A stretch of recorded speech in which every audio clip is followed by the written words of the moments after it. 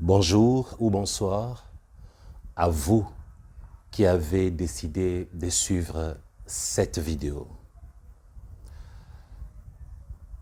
Nous avons trois choses à vous demander avant de commencer l'enseignement d'aujourd'hui. La première chose, la voici. Si vous n'êtes pas encore abonné sur notre chaîne, s'il vous plaît, commencez par cliquer sur le bouton s'abonner. Donc, abonnez-vous, frères et sœurs. La deuxième chose, n'oubliez pas de liker cette vidéo parce que, vous savez, lorsque vous likez, vous aimez une vidéo, cela permet à YouTube de continuer à proposer notre vidéo à plusieurs personnes. Parce que le sujet que nous allons traiter aujourd'hui nécessite un grand partage pour que quelques-uns qui sont encore concernés par ces sujets puissent trouver leur guérison spirituelle ainsi que leur délivrance. En cliquant sur j'aime, vous allez permettre à quelqu'un d'être sauvé et vous participez massivement à l'évangélisation de masse et Jésus-Christ vous bénira. Mais encore mieux, la troisième chose à faire est de partager cette vidéo parce qu'en la partageant, vous permettrez à quelqu'un de vaincre les œuvres du diable parce que, en suivant les contenus, vous me donnerez raison.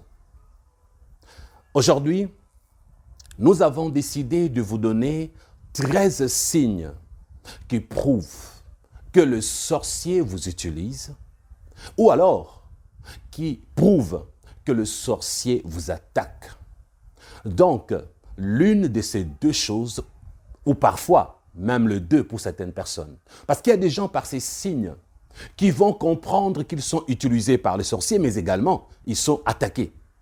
Il y a d'autres qui vont se rendre compte qu'ils sont seulement utilisés, mais non pas attaqués. Ou d'autres encore verront qu'ils sont attaqués, mais non pas utilisés. Vous-même, vous choisirez votre catégorie avant même la fin de ces 13 signes qui seront donnés en 3 séances.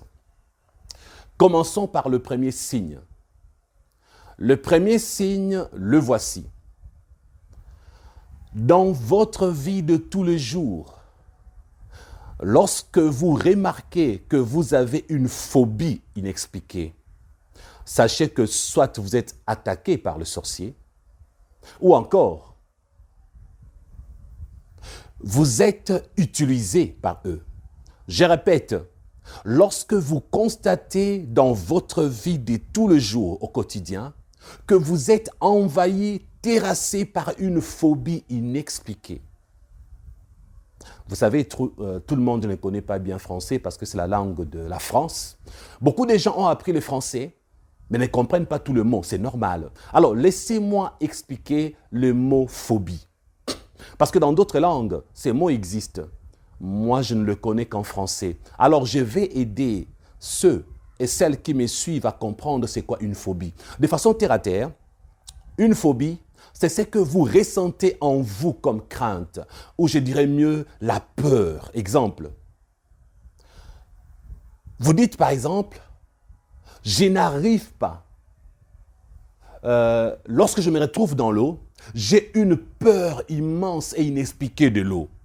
J'ai tellement peur de l'eau que je ne peux même pas m'approcher d'une rivière, d'une source d'eau, d'un fleuve ou de l'océan. Je n'arrive même pas à être à côté d'une piscine. Donc vous avez tellement la peur de l'eau, alors vous n'osez pas apprendre à nager, ni à vous approcher tout près d'une source d'eau, d'un fleuve, d'une rivière et même d'une piscine. Et vous ne voulez même pas monter dans un bateau ou dans une pirogue. Donc, si vous remarquez qu'il y a une phobie de quelque chose, cela est un signe très mauvais parce que la majorité des phobies sont provoquées par les envoûtements, les attaques sataniques, ainsi que les possessions démoniaques. Vous savez, s'il vous arrive d'expliquer votre phobie, exemple, vous dites un jour, nous étions en randonnée quelque part. Alors, ces jours-là, j'ai été mordu par un chien sauvage. C'est ainsi que depuis ces jours-là, j'ai une phobie de chien. Je ne supporte pas la présence d'un chien. Là, il ne s'agit pas d'une attaque satanique, ni d'une possession démoniaque, ni que le sorcier soit impliqué, frères et sœurs. Si vous pouvez expliquer votre phobie, vous dites un jour, je me suis noyé dans la rivière, par exemple. Alors depuis lors, je déteste l'eau, je ne peux pas accepter de me retrouver dans l'eau. Là, il n'y a rien de spirituel, c'est naturel. Voilà pourquoi dans ces premiers signes, nous avons dit, si dans votre vie de tous les jours, vous avez une phobie inexpliquée, bien précisée. Pourquoi inexpliquée? Laissez-moi vous donner une preuve. Toute ma vie, lorsque j'étais enfant, ça a commencé il y a longtemps, j'ai été initié pour devenir un futur magicien, pour pratiquer la magie noire ainsi que la magie blanche. Mais à un moment de conscience avant l'âge adulte, j'ai refusé de devenir soit un magicien ou un sorcier puissant. Pourquoi? Parce que j'avais déjà un appel et Jésus me l'avait fait savoir à l'âge de 8 ans. Et lorsque le processus de cette initiation sur moi avait été interrompu, je me suis rendu compte que le savoir, la connaissance acquise, je ne l'avais pas perdu. Autrement dit, je vous fais ce résumé pour vous dire ceci. Je sais de quoi je vous parle et je sais ce que je vous enseigne. Vous qui n'avez jamais suivi mon témoignage, vous comprendrez les jours où vous suivrez le bribe ou les extraits de mes témoignages. Revenons dans notre sujet. Lorsque j'étais enfant, dans le processus de mon initiation à la magie, ceux qui étaient en train de m'initier n'avaient pas demandé mon autorisation ni ma permission. Alors, plusieurs fois, ils m'ont amené dans des eaux profondes. En fait, là-bas, c'était l'initiation aux esprits des eaux. Ils m'ont amené plusieurs fois en dessous des océans, de mers, des rivières. En fait, ça ne m'intéresse pas. Je suis en train de souligner cet aspect pour vous faire comprendre une chose. Les détails, je garde. Donc, enfant, je n'arrivais pas à différencier la réalité avec les rêves ou les visions, où je n'arrivais pas à distinguer quand est-ce que je vivais les choses réellement ou que je rêvais. Parce que le tout était vrai à mes yeux. Je ressentis des présences maléfiques autour de moi dans des endroits où on m'a mené là, en dessous des eaux. J'ai passé des heures là, en dessous des eaux. Les détails ne sont pas très importants. Mais la chose la plus importante que je souligne aujourd'hui est que lorsque j'ai pris conscience que c'était une initiation pour les esprits des eaux et que Jésus m'a aidé à vaincre le processus de l'initiation sans que ces processus n'aboutissent, à partir de ce jour-là, j'ai commencé à avoir une phobie inexpliquée de l'eau.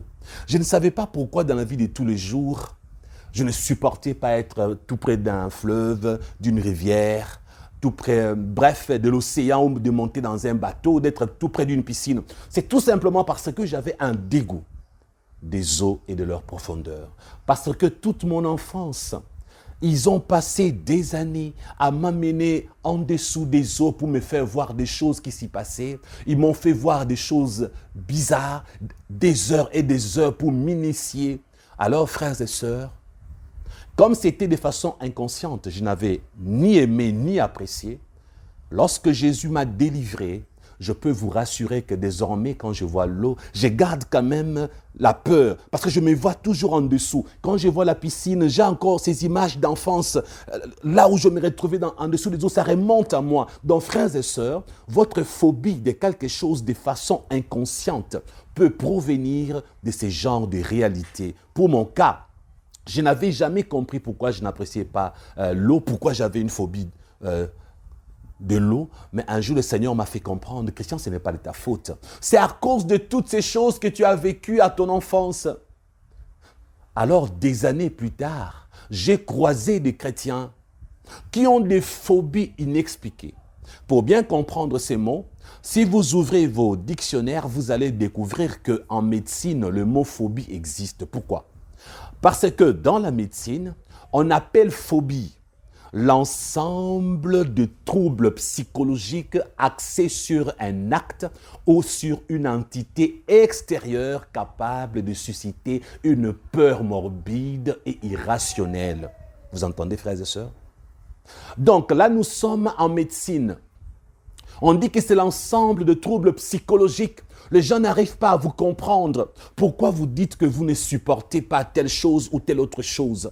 Lorsqu'on vous enferme quelque part, vous avez cette phobie d'être enfermé comme un claustrophobe. Lorsqu'on vous insulte, vous ne supportez pas qu'on vous insulte. Il y a quelque chose de façon inexpliquée. Vous avez une phobie de la dite chose. Et en médecine, on dit que ce sont des troubles psychologiques qui sont axés sur un acte ou une entité extérieure capable de susciter une peur morbide et irrationnelle. De façon normale, frères et sœurs, on ne peut pas expliquer pourquoi vous avez cette phobie. C'était mon cas. Mais lorsque je vous en parle aujourd'hui, vous pouvez me croire parce que vous êtes des chrétiens. Mais d'autres personnes ne me croiront pas, diront non, vous savez, les Africains, ils sont toujours comme ça, et trouvent des explications à toutes choses. Mais c'est la vérité. Donc, frères et sœurs, les phobies inexpliquées ont été créées et provoquées par le monde des ténèbres de façon inconsciente en vous. Ce sont des choses qu'on vous a faites. Vous ne les avez pas voulues ni souhaitées. Le fait que vous avez cette phobie-là prouve que c'était de façon involontaire, prouve que vous n'avez jamais apprécié ni consenti d'aller dans les profondeurs des eaux, d'être enfermé en prison quelque part. Bref, vous rejetez l'enfermement, vous rejetez ces choses parce que vous n'avez pas donné votre point de vue. De vous-même, vous n'avez jamais donné votre aval, votre accord. C'est comme une femme qui a été violée, par exemple, par des esprits. Bon, vous savez, il y a à boire et à manger par rapport aux Occidentaux qui ne comprennent pas bien. Alors, je vais essayer de corriger. Par exemple, des femmes qui ont été violées de façon mystique par des sorciers magiciens qui sont entrés dans leur chambre de façon invisible, avec des pratiques de gris-gris. Ils les ont endormis par des procédés et des rituels sataniques et ont abusé de ces femmes-là. Et ces femmes, en se réveillant, elles ont vu sur elles des spermes, même des griffures. Elles ont ressenti des pénétrations dans leurs parties intimes par ces hommes qui les ont violées d'une façon mystique. Ces genres de femmes se disent, si j'en parle, personne ne va me croire. Et automatiquement, se crée une phobie des rapports sexuels, par exemple. Automatiquement, se crée une phobie de la présence masculine, de la présence d'un homme. Parce qu'on lui a fait un mal, elle n'avait pas souhaité ce mal. Alors une peur inexpliquée, une peur morbide et irrationnelle est née à partir de ces jours-là. Alors vous allez dire en psychologie, par exemple, nous lui avons posé des questions. As-tu déjà été violée par quelqu'un? Elle a dit non. Est-ce qu'on t'a fait du mal par des hommes? Non. Mais pourquoi tu as une phobie d'hommes? Pourquoi tu as une phobie? Tu ne supportes pas les hommes? Mais là, si elle commence à vous dire qu'un jour, sa chambre était fermée à clé, la fenêtre était bien fermée et qu'un homme était entré dans sa chambre pour la violer de façon mystique, vous n'allez pas croire. Mais nous, les pasteurs, nous croyons ces choses parce que nous savons qu'elles sont vraies. Donc, lorsque vous avez une phobie inexpliquée, vous pouvez commencer à prier contre la dite phobie. Vous ne pouvez pas accepter de demeurer dans cette phobie-là. Parce que les démons, qu'est-ce qu'ils vont faire? Ils vont vous suivre partout où vous partez pour intensifier votre phobie, votre peur, la nourrir. Exemple, vous détestez l'eau. Ils peuvent vous aider un jour à être noyé. Parce que si vous décidez par hasard d'apprendre à nager, ils vont faire de sorte que la peur ressurgisse là dans l'eau. Et un jour là dans la piscine, pendant que vous êtes en train d'apprendre à nager, vous serez frappé d'une terreur indicible. Et là, vous allez vous noyer comme pas prévu. Autre chose, ils vont faire de sorte que si un monsieur sérieux s'approche pour vous épouser, madame ou mademoiselle, alors que vous avez été violé de façon mystique, vous aurez une phobie d'accepter un homme ou lui faire confiance. Vous vous retrouverez en train de rejeter, de refuser tous les hommes qui viennent pour vous épouser. Parce que l'image que vous aurez dans votre tête, vous allez vous dire, tous les hommes sont mauvais. Les hommes sont méchants. Ce sont eux qui sont derrière le phobie, les démons, pour intensifier la dite phobie et vous empêcher d'aller de l'avant, de vous empêcher d'accomplir des grandes choses. Commencez à combattre les phobies inexpliquées par des prières intenses et vous allez vaincre. Parce que la persévérance apporte toujours le bon résultat. Les deuxièmes signes pour aujourd'hui, mon frère, ma soeur, à ces niveaux, permettez-moi de vous tutoyer au lieu de vous voyer, ok? Je dirais ceci, mon frère et ma soeur. Lorsque tu te réveilles souvent avec une partie de ton corps qui devient malade ou endolori, par exemple, sache que cela n'est pas normal. Tu as fréquemment des douleurs intenses sur une partie de ton corps quelque part ou des fatigues inexpliquées à ton réveil le matin. Cela peut arriver 6 fois la semaine, 4 fois ou toute la semaine. Ce n'est pas bon. Tu te réveilles souvent, toujours, avec une partie de ton corps. Je précise, ça peut être les coups, le bras, les dos, les jambes, les orteils. La partie en question est souvent malade. Et lorsque tu pars à l'hôpital, on confirme que tu souffres par exemple de telle maladie, rhumatisme prématuré, alors que tu n'as même pas l'âge de souffrir de rhumatisme. Tu arrives, on te dit non, voilà, tu es frappé de telle maladie à tel niveau de ton corps. Tu te réveilles avec des douleurs inexpliquées. Oui, la science trouvera un peu des explications. Mais la plupart des fois, c'est parce que ton corps est utilisé la nuit par des sorciers. Beaucoup de gens n'ont jamais compris au fait comment est-ce possible qu'on soit utilisé par les sorciers la nuit lorsqu'on dort. Parce que le corps est sur les lits. Frères et sœurs, ne cherchez pas souvent les rationnels dans ce qui est satanique. Je vous expliquais. La plupart des fois, vous n'arrivez pas à comprendre ces choses parce que vous réfléchissez de façon rationnelle sans tenir compte que tout ce qui existe ne se voit pas forcément à l'œil nu. La preuve, intellectuel que vous êtes, est-ce que vous pouvez me rassurer que le vent existe? La réponse est oui. Avez-vous déjà vu le vent? La réponse est non. Il est impossible de voir le vent parce que le vent est invisible. L'air est invisible. Nous ressentons l'air et le vent. Vous allez me dire, oui, pasteur Christian, voilà pourquoi nous croyons à leur existence. N'est-ce pas? Mais comment croire en quelque chose que nous n'avons pas la possibilité de toucher, de palper, ni de voir? Alors laissez-moi vous poser la question. Avez-vous déjà vu une âme, la vôtre par exemple? Avez-vous déjà vu un esprit, le vôtre par exemple? La question est un peu légère. Approfondissons. Mon frère, ma soeur, de façon rationnelle, ok? Peux-tu me confirmer que tu as une âme et que tu as un esprit également? Si la réponse est oui, je te retourne une autre question. Peux-tu voir ton âme? Peux-tu voir ton esprit? La réponse est non. Alors comprends à partir d'aujourd'hui, lorsque tu dors dans ta chambre sur ton lit, c'est ton corps qui est en repos.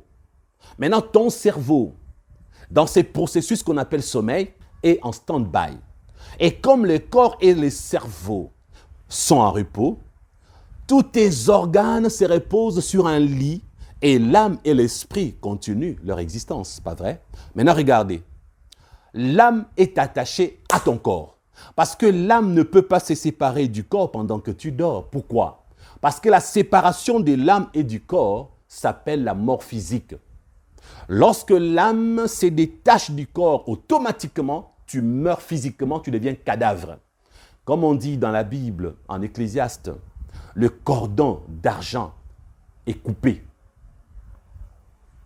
Et ceux qui ont fait l'occultisme vous confirmeront que l'âme ne peut pas se séparer du corps parce que la séparation de l'âme avec le corps s'appelle la mort physique. Donc, commence à comprendre maintenant. Ton âme que tu ne vois pas est attachée à ton corps pendant que tu dors. Mais il reste l'esprit, n'est-ce pas? Quant à l'esprit, l'esprit, dans le terme humain, ressemble à un souffle. On peut dire que l'esprit, c'est comme l'air ou le vent. Si tu as des initiations, tu as fait le satanisme, l'occultisme, tu peux faire des incantations pour que ton esprit ou l'esprit s'introduise par exemple dans un bocal, dans une petite bouteille. Parce que l'esprit n'a pas une masse corporelle telle que le corps humain dans le monde physique. Maintenant, on va dire ceci. L'esprit est comme de l'air, comme un souffle dans le monde des humains, le nôtre. dans notre monde physique, matériel. Mais dans le monde spirituel, l'esprit a aussi son propre corps à lui. On appelle cela le corps spirituel, tout comme il y a le corps animal, il y a aussi le corps humain, il y a aussi le corps spirituel.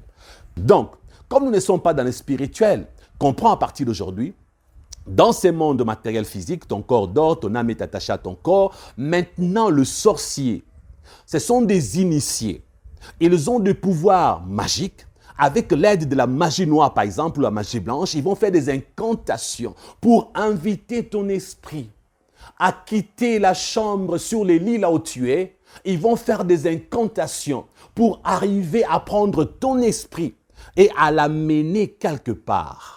Exemple, tu es en France, ton âme est attachée à ton corps, les démons de ton village, là à Ouagadougou, à Bobo Dioulasso par exemple, là au Gabon, quelque part, dans ton pays en Afrique, à Brazzaville, Yaoundé, je ne sais pas où, ils vont faire des incantations.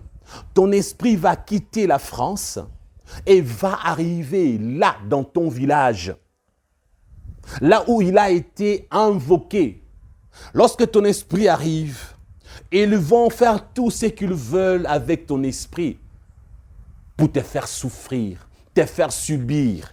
Ils vont prendre ton esprit pour jouer avec. Vous savez, dans le spirituel, l'esprit a un corps, comme je vous l'ai dit. On va dire que dans le monde matériel, l'esprit est comme un souffle, comme du vent. Mais dans le monde spirituel, il a un corps massif comme le mien, comme ça. Donc, deux esprits qui se croisent peuvent se saluer, se gifler, même se taper dessus. Ils ressentiront la douleur. Maintenant, comme ton esprit arrive vers eux, les sorciers en question, eux aussi, avec des procédés sataniques, des incantations et des invocations, ils ont pu quitter leur corps, leur esprit se retrouve avec ton esprit. Et ils vont faire de sorte que toi, tu vois ce que tu vas voir là comme un rêve. Ils vont créer ce qu'on appelle les décors, comme on fait au cinéma. L'endroit où tu vas te retrouver, ce n'est qu'un décor. C'est pourquoi parfois tu te dis, mais pourquoi quand je rêve, je peux me retrouver dans l'ascenseur, et puis subitement, je me retrouve dans la brousse, et puis soit dans la rivière au même moment. Mais pourquoi c'est rapide dans les rêves de voyager, de se déplacer d'un endroit A à un endroit B? Parce que dans les décors qu'ils fabriquent, frères et sœurs, ce sont des décors qui se retrouvent au même endroit. Ils ont envie de te faire entrer ici, par exemple c'est le village, là-bas c'est la ville, de ce côté ici c'est la rivière. Voilà pourquoi dans les rêves tout est possible. Tu pouvais être habillé en bleu, automatiquement tu es en jaune. Tu pouvais être à la maison et puis tu te retrouves au grand marché ou à l'église. C'est les décors qu'ils créent pour que ton esprit, en apercevant les décors, que ton esprit dise, lorsque tu vas te réveiller, que ton esprit informe à ton âme, au fait, c'était un rêve. Et l'âme va informer au cerveau, au niveau intellect, ne t'inquiète pas, ce n'était qu'un rêve, c'était rien tout est normal, c'est naturel. Ce n'était pas quelque chose de grave. Regardez, pendant que ton esprit sera pris en captivité dans leur monde, là où ils t'ont invité, là où ils t'ont amené, ils ne vont pas te faire voir, par exemple, qu'ils t'ont utilisé comme un cheval. Tu ne verras même pas leur visage. Ils ressembleront à autre chose. Exemple, si quelqu'un monte ici sur tes épaules, tu peux sentir la charge, mais tu ne peux pas voir la personne qui est au-dessus de toi, n'est-ce pas? C'est comme ça qu'ils font, parfois. L'un d'eux peut monter sur toi, là, va t'utiliser comme un cheval. Il va tellement rester sur toi pendant 8 heures que tu dormais en te faisant souffrir. Et une fois réveillé, tu dis, aïe, je crois que j'ai mal utilisé les lits ou je ne sais pas moi, les oreillettes ou je ne sais pas quoi, les coussins comme les autres disent. C'est les lits en fer peut-être, aïe, j'ai dormi au salon, c'est les fauteuils. Mais tu ne t'es jamais posé une question, pourquoi cela arrive tellement souvent? Pourquoi c'est répétitif chez toi? Tu peux prendre les calmants, les antidouleurs, les analgésiques, même la morphine. On peut te donner la morphine, mais quand ça t'arrive d'avoir de mauvais rêves, tu te réveilles toujours avec un corps endolori. Tu te réveilles toujours avec une partie de ton corps malade, terrassé par la douleur. C'est parce que ton esprit est utilisé la nuit. Mais vous allez me poser la question, pasteur Christian, vous êtes en train de dire que c'est l'esprit qui était utilisé. Mais comment je peux me réveiller avec les douleurs sur mon corps physique? Alors écoutez-moi attentivement, s'il vous plaît. Vous devriez savoir ceci. Il n'existe pas 3 vous. 3 vous, ça n'existe pas. Vous êtes tripartite, c'est vrai, trichotomie. Vous êtes esprit, âme et corps. Tout ça, c'est vous. Le 3, sont interdépendants par moment, mais les trois subissent les choses ensemble.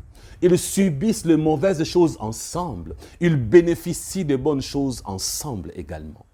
Exemple, ton esprit a reçu un coup de poing ou un coup de massue ou de marteau sur la tête. Le coup de marteau donné à ton esprit dans le monde invisible va se répercuter sur ton âme attachée à ton corps et va atterrir sur ton corps physique. C'est ainsi qu'en te réveillant, tu as mal là où tu avais reçu le coup. Il y a des gens qui disent, mais pasteur, je voyais comment on me poursuivait, on a lancé une flèche contre moi, la flèche m'a atteint ici. La personne montre cet endroit par exemple, justement là. Et quand je me suis réveillé le matin, j'ai mal à cet endroit-là précis où la flèche avait pénétré. C'est ça l'explication. Ton esprit ne peut pas mourir parce que ton esprit ne peut être tué que par Dieu lui-même. Si tu pensais que ton esprit était éternel, tu te trompes. Si j'ouvre une parenthèse. Même Satan n'est pas éternel. Les démons ne sont pas éternels. J'en ai déjà parlé dans un autre enseignement. Sache qu'il n'y a que Dieu comme esprit qui est éternel avec Jésus-Christ. Même les anges de Dieu qui sont au ciel ne sont pas des éternels. En fait, Dieu a créé les esprits perpétuels. Cela veut dire qu'ils ont un commencement, mais on ne connaît pas leur fin. Dieu n'a pas créé les esprits de façon éternelle, ni immortelle. Il les a créés seulement perpétuels. Donc Dieu seul a la capacité de tuer un esprit parce que c'est lui qui a créé l'esprit. Voilà pourquoi la Bible dit ceci. Ne craignez pas celui qui tue le corps, mais craignez plutôt celui qui peut tuer et le corps et l'âme, et envoyer les deux à la Guéhenne. C'est quoi la Guéhenne? Ce n'est même pas le séjour des morts. Parce que la Bible dit que la mort et le séjour des morts seront jetés dans l'étang ardent de feu qu'on appelle la Guéhenne. Donc dans le passage en question, la Bible parle du jugement dernier et du verdict final par rapport à la Guéhenne. Donc la Bible nous fait comprendre que Dieu a la capacité de tuer le corps, l'âme et l'esprit. Donc c'est pour vous dire, frères et sœurs, peu importe les attaques que vous allez subir dans le monde spirituel, votre corps spirituel subira des coups, des blessures qui vont se répercuter sur l'âme et atterrir sur le corps physique. Et vous vous réveillerez malade, mais vous ne mourrez pas là dans l'esprit, mais vous pouvez mourir dans le corps physique si le processus continue. Donc oui, il est possible que ces genres d'attaques vous donnent des maladies incurables. Il est possible que lorsque votre esprit est malmené, continue à être malmené, que votre corps physique avec le temps se retrouve en mourir à petit feu avec des problèmes qui ne finissent jamais. Vous avez des cancers, des maladies indicibles, des diabètes. Oui, il y a de maladies provoquées par le monde des ténèbres. Ça, c'était le deuxième signe. À vous maintenant de livrer un vrai combat spirituel, frères et sœurs. Est-ce qu'à ce niveau, avez-vous compris pourquoi je vous avais recommandé de partager cette vidéo? Parce que les gens doivent être enseignés. Avez-vous compris pourquoi je vous avais demandé de liker, donc d'aimer cette vidéo? C'est pour nous aider à évangéliser, à enseigner la multitude pour que les gens écoutent ces enseignements et qu'ils cherchent leur délivrance, qu'ils craignent Dieu, qu'ils se répandent, qu'ils s'éloignent du péché et qu'ils soient sauvés, frères et sœurs. Pour le troisième signe, frères et sœurs, ici, nous sommes beaucoup plus dans le domaine de femmes, pour nos sœurs. Ma sœur, si tu remarques, avant ou pendant tes règles, mes sœurs, vous remarquez pendant vos menstruations, qu'en ces moments-là, vous avez des rêves bizarres. Vous avez des cauchemars, où vous tombez malade, où vous dormez mal, règles douloureuses. Vous comprenez que de façon surnaturelle, quelque chose ne tourne pas rond. Cela veut dire que vous êtes utilisé par le sorcier ou alors vous êtes attaqué par le sorcier. Mais vous vous posez la question, pourquoi seulement quand je me règle, je dois avoir des rêves bizarres, je dois être attaqué, tomber malade, perdre de l'argent, avoir des oppressions? C'est tout simplement parce que vous êtes lié avec le monde des ténèbres, même sans le vouloir. Il y a quelque chose qui a trait au sang dans votre vie, avec un pacte conscient ou inconscient qui vous rattache, vous connecte avec le monde des sorciers. Cela peut provenir de vous, de quelqu'un de votre famille qui a volé vos règles ou vos bandes hygiéniques, ou d'un malfaiteur spirituel. Nous ne sommes pas ici pour vous accuser de quoi que ce soit, ou vous faire peur, ou vous dire que c'est impossible à vaincre. Nous vous donnons d'abord des informations. Parce que le sang représente les contrats chez les diables. Quand les diables veulent signer un pacte, c'est le sang qu'ils utilisent. Parce que le sang, en même temps, représente la vie et la mort. Parce que quand tu as le sang dans ton corps, tu es en vie. Mais quand on t'enlève le sang de ton corps, tu meurs, tu deviens cadavre. Quand on dit que son sang a été versé, on dit que cet homme a versé beaucoup de sang, c'est une expression pour dire qu'il a beaucoup tué. Quand on dit que son sang a coulé, c'est pour dire qu'il a été tué. Donc, vous remarquez, frères et sœurs, que quand on parle du sang, on parle de la vie et par ricochet, on parle de la mort. Maintenant, il faut savoir, connaître le contexte. Quand est-ce que le sang symbolise la vie et quand est-ce que le sang symbolise la mort? Quand vous avez vos règles en vous, vos menstruations, vos périodes, et qu'en ces moments-là, de façon naturelle, vos règles doivent sortir comme Dieu a prévu, là, il n'y a pas un contrat avec le monde des ténèbres parce que tout est normal. Mais quand vos règles font 3 mois avant de sortir ou deviennent objet à l'utilisation maléfique, vos règles doivent maintenant engendrer des phénomènes bizarres et inexpliqués par la médecine. C'est parce que Satan s'y a introduit. C'est parce que le monde des ténèbres est en train d'utiliser le sang de vos règles comme un sang de pacte. C'est pourquoi la médecine ne vous donne pas la solution. Et quand vous réglez, vous remarquez qu'il y a des activités intenses, diaboliques et sataniques dans votre corps ou dans votre existence. C'est pourquoi quand vous avez vos règles, ça bouge de partout. Vous vous posez la question, mais pourquoi? Qu'est-ce qui se passe? Vous avez la réponse aujourd'hui. C'est possible de vaincre cela au nom de Jésus, sans médicaments. Mais il ne faut pas sauter le pourquoi. Vous savez, il y a des chrétiens qui cherchent leur délivrance, mais ça ne marche pas. Qui prient abondamment, mais n'obtiennent pas de résultats. Tout simplement parce qu'ils ont oublié la réparation. C'est bien d'aller chercher l'aide chez Jésus. C'est bien de chercher la guérison chez Jésus, mais qu'en est-il de la réparation? Souvenez-vous de Zaché le voleur, lui qui avait des dettes partout, qui avait escroqué de l'argent. Après sa conversion, une fois croyant, il est allé rembourser le double, il est allé payer, remettre les objets d'autrui. C'est ça la réparation après la repentance. Beaucoup de pasteurs ne vous prêchent pas la réparation. Tu es là, tu avais volé dans ta famille, tu avais volé ton entreprise, tu as volé l'argent d'autrui depuis que tu t'es dit chrétien. Es-tu parti rembourser l'argent d'autrui? Es-tu parti remettre les biens d'autrui? Non. Tu habites encore la maison escroquée. Tu habites encore ta parcelle escroquée, volée. Tu roules dans une voiture escroquée. Et là, tu t'es dit chrétien et chrétienne. Et ensuite, tu cherches une délivrance. La délivrance ne te sera pas octroyée. Parce que tu t'es repenti, vrai, mais il n'y a pas eu réparation. Zaché s'est repenti et a corrigé par la réparation. Beaucoup de pasteurs ne vous prêchent pas la réparation. Moi, aujourd'hui, je vous annonce pourquoi, des fois, Satan vous résiste. Il vous résiste parce qu'il y a ce qu'on appelle les réclamations spirituelles. Vous avez encore des choses qui appartiennent au diable. Le péché appartient à Satan. L'escroquerie appartient à Satan. Allez rembourser l'argent volé. Allez restituer la maison volée. Réparez vos péchés et vous obtiendrez vos délivrances. Alors frères, sœurs, si ta femme se retrouve là-dedans, aide-la à réparer dans sa vie. Regardez bien dans votre vie, maman. Vous qui avez encore la possibilité d'être attaqué par Satan nuit et jour, matin, midi, soir, par les 13 signes que je donne. Peu importe le signe qui se manifeste dans votre vie. S'il y a une résistance, malgré vos prières, rien ne change, frères et sœurs. Toujours ça continue. Alors cherchez dans votre vie des choses à réparer. Il y a quelqu'un qui dit, je n'ai jamais volé, je n'ai jamais escroqué. Mais mon frère, les sœurs que tu as violées, toi, hein? Tu as violé 18 sœurs, 24 mamans de ton âge. Lorsque tu étais jeune, tu as violé les jeunes, tu as grandi, tu as violé les adultes, tu as brisé la vie de plusieurs femmes qui t'ont maudit. Malédiction avec cause a des effets. As-tu pris le temps de demander pardon à ces femmes? Il y a même de ces sœurs que tu croises en cours de route, que tu n'arrives pas. Tu esquives même, tu changes de chemin. As-tu pris le courage de dire pardonnez-moi pour le mal que je vous ai fait? C'est ça la réparation quand on en a la possibilité, de demander pardon aux gens à qui on a fait du mal. Ma soeur, toi, tu as escroqué un homme son argent, tu as menti que tu allais l'épouser. Tu savais que tu ne l'aimais pas, mais c'est l'argent dont tu avais besoin. Tu as bien bouffé son argent. Même la Bible que tu lis là, les habits que tu portes, hein, les parfums que tu mets. Tu as acheté avec quel argent? L'argent de l'escroquerie.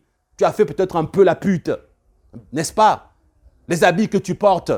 Cet argent que tu distribues dans ta famille, comment as-tu eu ces choses? L'échange des services, tu donnes ton corps, on te donne de l'argent. Tu couches avec les hommes, ils te donnent de l'argent. Et là, tu cherches ta délivrance. Et tu vis quand même dans le péché, tu continues. Le péché appartient à Satan. Satan réclame le péché. Et quand il dit à Jésus, regarde, elle veut la délivrance, mais dans sa vie, il y a quoi? Il y a le péché. Et moi, je suis le propriétaire du péché. Je réclame le péché qui est en elle et en lui. Je refuse la guérison de ces gens. Et qu'est-ce que Jésus va faire? Il va laisser faire Satan. Parce que tu appartiens encore à Satan.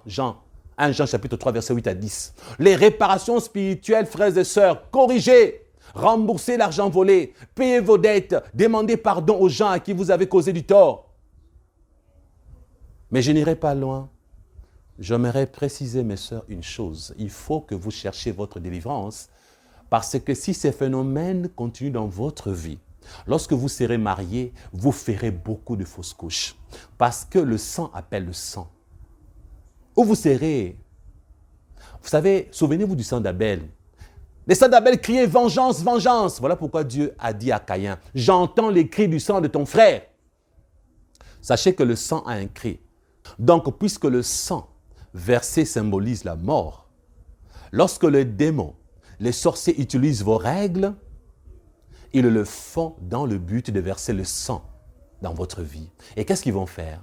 Ils vont faire de sorte que vous deveniez stérile ou que quand vous serez enceinte, que vos bébés puissent mourir. Ils vont verser le sang. Vous vous mariez avec des hommes qui ne font que mourir. Une femme qui tue les hommes dans le mariage sans le vouloir. Autre chose, ils vont aussi vous envoyer le mari de nuit avec lequel vous aurez l'habitude de coucher. Maintenant, avec un humain normal, ils vous donneront les dégoûts totaux des rapports sexuels. Il y a beaucoup d'autres conséquences qui vont suivre, mais pour aujourd'hui, je m'arrête là. Passons au signe suivant. Le 4e signe, mon frère, ma soeur, au fond de toi, tu aimerais vraiment faire quelque chose pour Dieu. Tu promets même souvent que tu vas le faire. Et quand tu promets, tu es vraiment sincère.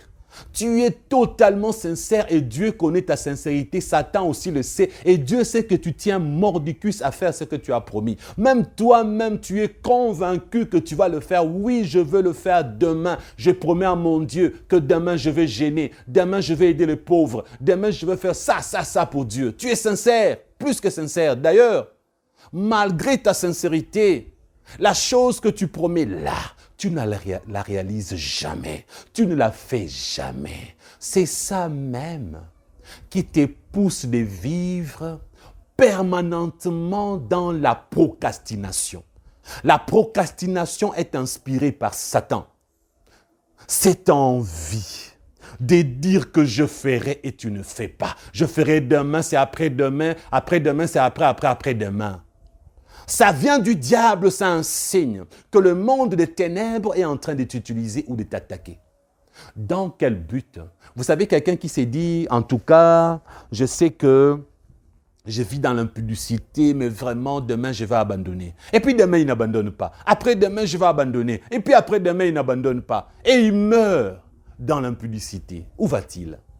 Il meurt dans la fornication. Elle meurt dans le péché de sexe. Tu meurs dans l'adultère.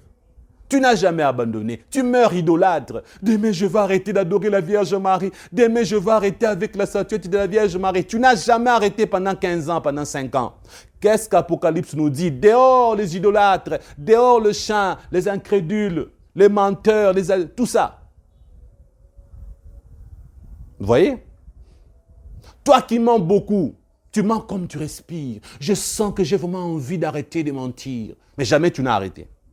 La procrastination vient du diable.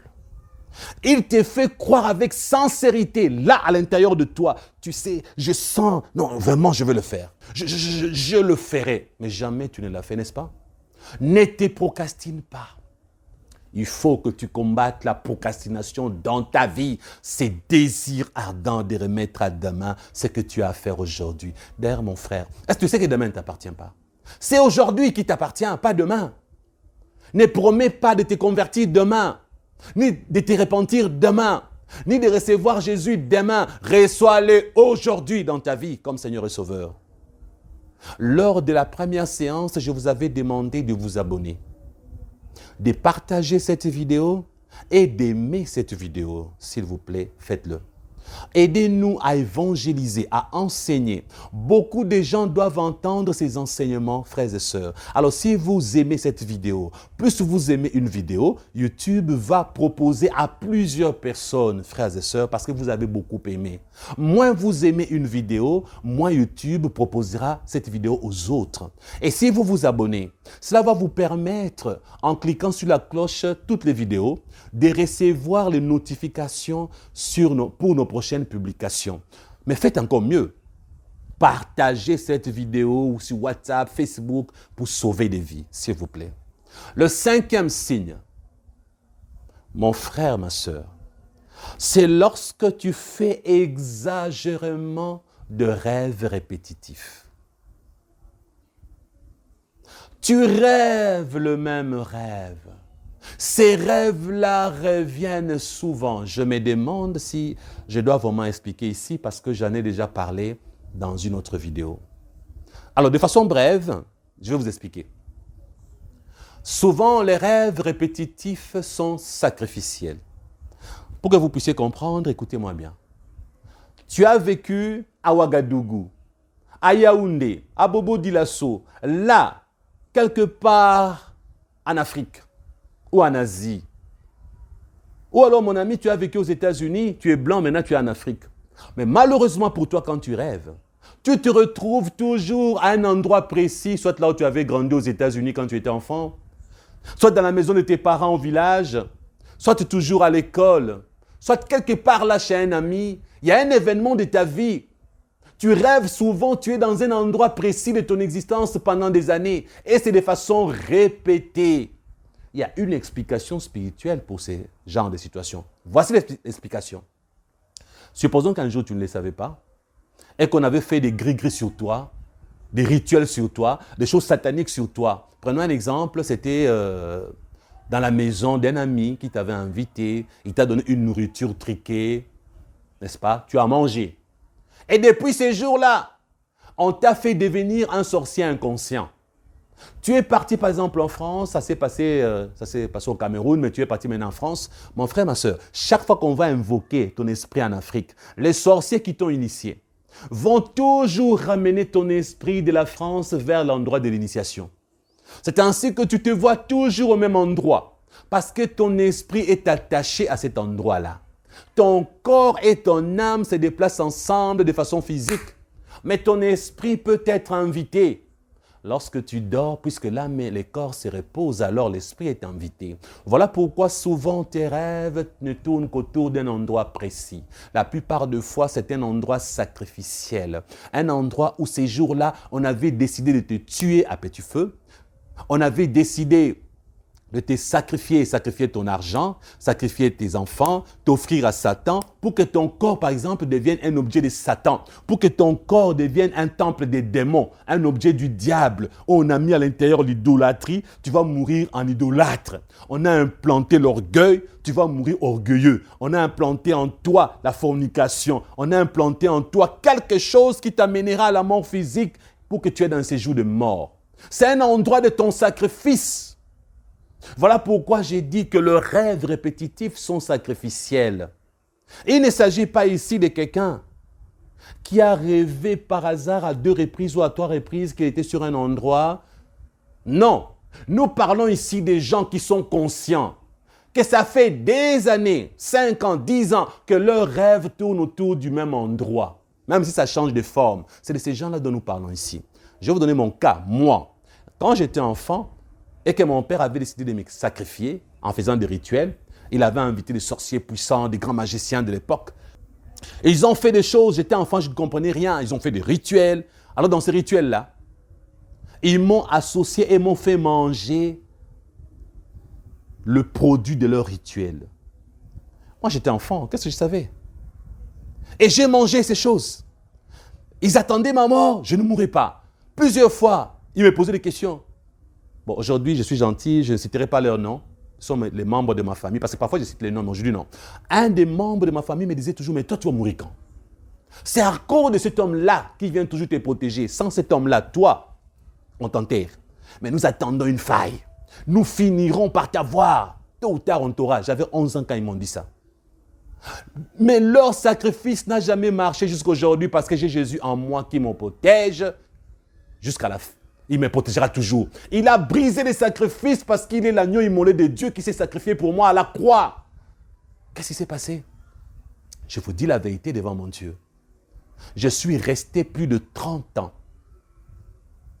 Et je me retrouvais.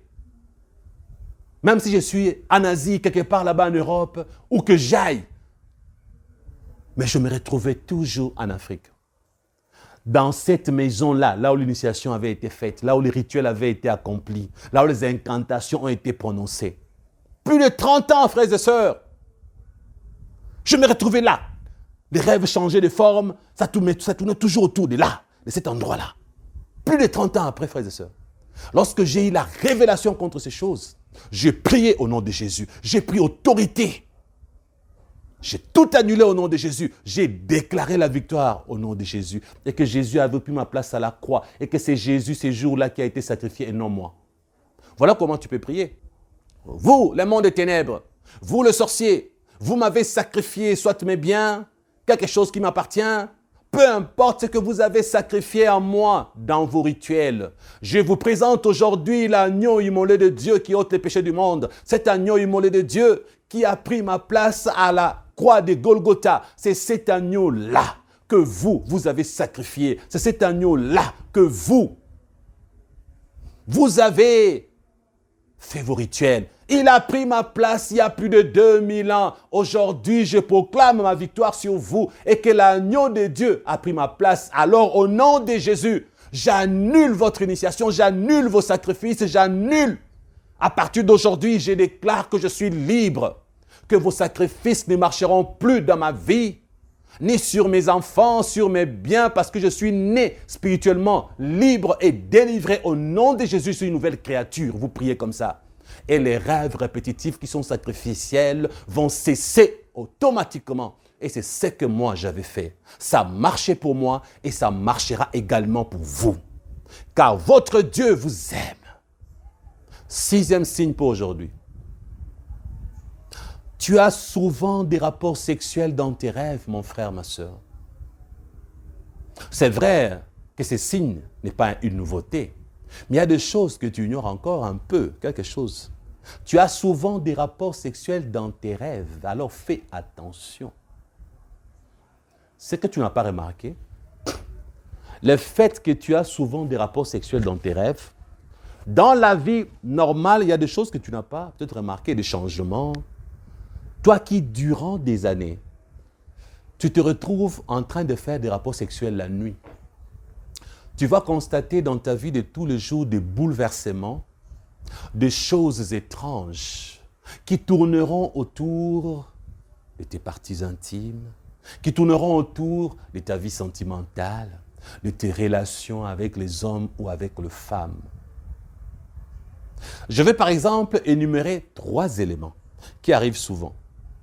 Mon frère, toi qui as souvent des rapports sexuels la nuit, ma sœur, toi qui t'es fait sauter souvent la nuit, tu te sentiras attiré souvent sexuellement par une autre femme, par un autre homme que ton mari si tu es marié, messieurs. Mon frère, tu te sentiras souvent attiré sexuellement par une autre femme que ta femme si tu es marié. Cela vient du monde des ténèbres, du fait que ton corps aujourd'hui est devenu un objet sexuel pour le monde des ténèbres. On te donne des satisfactions la nuit dans tes rêves, alors la journée, une jalousie est née. La jalousie que Satan a de se dire tu lui appartiens, ton corps lui appartient. Cette jalousie que Satan a dit que tes organes sexuels lui appartiennent. Ce que tu dois faire avec tes organes sexuels, tu dois pécher avec. Il va faire de sorte que les démons te donnent envie de coucher avec d'autres femmes que ta femme, de coucher avec un autre homme que tes hommes. Même l'infidélité peut provenir de là. C'est là où beaucoup de gens n'ont jamais fait attention. Les phénomènes mari et femme de nuit peuvent provoquer également ces genres de choses. La liste est longue. Si tu es célibataire, patiente, marie-toi. Mais tu verras que dans le mariage, quand tu seras marié, tu ne vas pas comprendre que tu as des envies bizarres de coucher avec d'autres femmes, alors que ta femme est belle et est prête tout le jour à t'offrir son corps. Mon frère, ça peut t'arriver souvent. Ma soeur, ça peut t'arriver de coucher avec d'autres hommes alors que tu t'es marié vierge, tu ne connaissais pas les hommes. Et tu t'es dit, mais pourquoi ça m'arrive? J'étais vierge, mais dans tes rêves, tu couchais avec les hommes. Et cela s'est fait que maintenant que tu es marié, dans leur jalousie, ils veulent te pousser à pécher. Alors ils vont t'envoyer dans les bras des autres hommes. Mon frère, tu vas dire, j'étais puceau quand je me suis marié. Mais tu étais quel genre de puceau? Il y a beaucoup de puceaux et beaucoup de vierges, mais qui la nuit font des rapports sexuels, pas vrai? Et ils oublient qu'il y aura des conséquences une fois marié. Vous voyez ça? Et si tu n'es pas marié, tu es célibataire. Ces esprits nocturnes te pousseront peut-être à te prostituer sans argent. Vous savez qu'il y a des prostituées qui le font sans argent. Une fille, par exemple, qui a toujours envie de coucher avec les garçons. Sur leur avenue, une avenue seulement de 50 mètres, la fille se retrouve à voir coucher avec tous les garçons de l'avenue et leur papa. Sans argent, gratuitement, rien que pour l'envie. Vous voyez ça? C'est pas normal, n'est-ce pas? Je vous ordonne, mes frères, commencez à compter le nombre de femmes avec lesquelles vous avez couché. Depuis votre jeunesse jusqu'à l'âge mûr. Certains vont se rendre compte qu'avant le mariage, ils ont couché avec 100 femmes. D'autres 110, d'autres même 200. Vous voyez ça? Un jour, Maman Dan Sawaski me racontait qu'il y avait un homme de ma famille, je ne vous donnerai pas son nom, qui lui confessait ses péchés. Alors, cet homme dit à Maman Dan Sawaski, tu sais, j'ai vraiment couché avec beaucoup de femmes, mais j'ai besoin de délivrance. Elle lui dit, combien? Elle me disait que je m'attendais à ce qu'il me dise 50, 20, 30, au maximum 50. Alors, elle lui a dit, 50? Alors, l'homme était surpris en disant, mais madame, 50? Peu comme ça? Et c'est combien? Il dit, bon, j'ai compté jusqu'à 200 et puis je me suis arrêté à 200. Vous voyez, frères et sœurs, je n'invente rien.